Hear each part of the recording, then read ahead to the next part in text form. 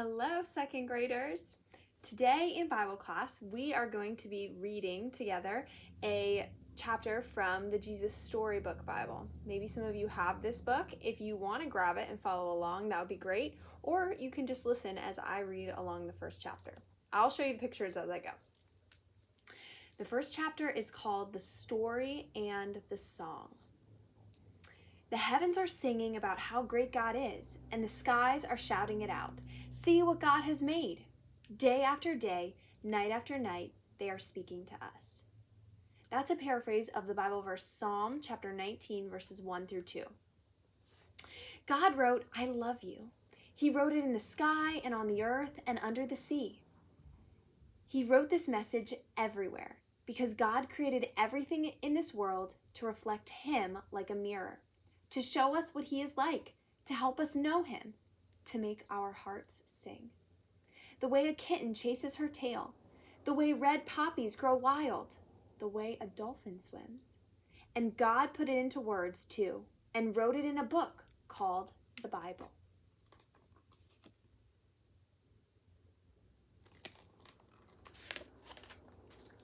Now, some people think the Bible is a book of rules, telling you what you should and shouldn't do. The Bible certainly does have some rules in it. They show you how life works best.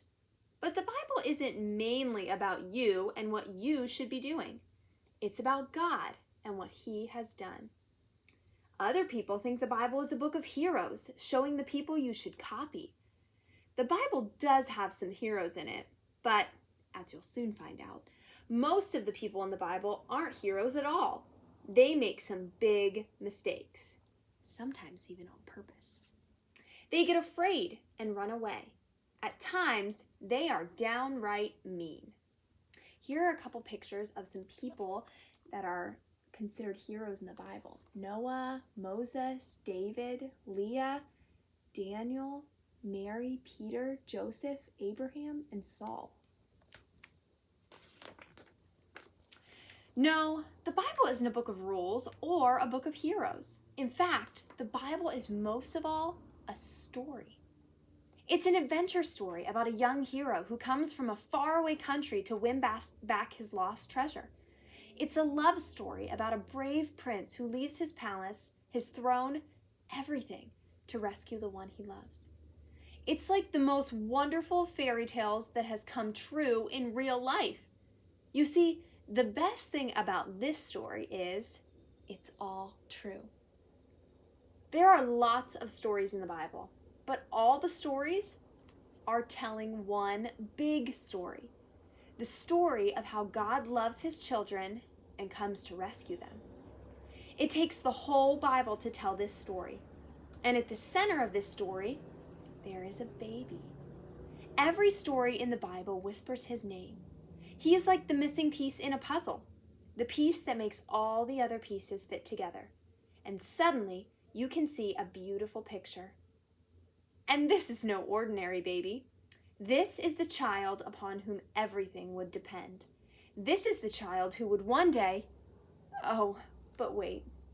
Our story starts where all good stories start, right at the very beginning.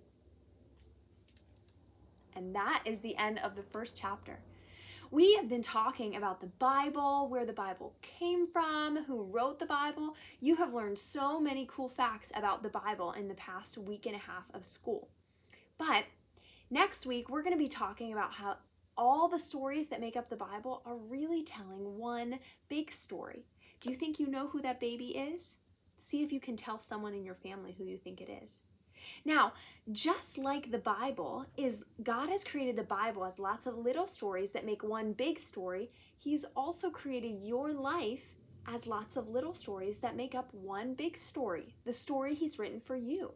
So, on the Google document attached to this assignment, I want you to tell me a little story in your life, an exciting story about when something great happened to you. So, go ahead and stop this video and go over and answer that question. I'll see you soon.